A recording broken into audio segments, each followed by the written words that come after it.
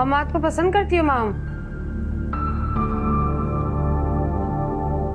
भाभी ये क्या कह रही हैं आप? वो ही जो तुम सुन रही हो।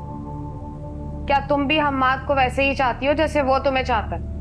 और याद रखना, अगर आज जबान बंद रखी खामोश रही ना, तो ये खामोशी तुम्हारी जिंदगी को हमेशा के लिए खा जाएगी।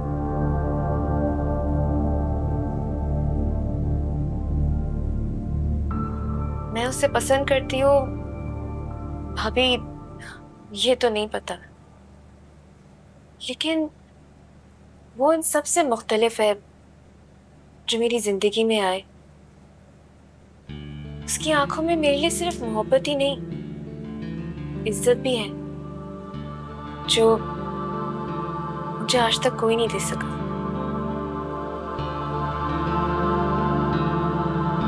या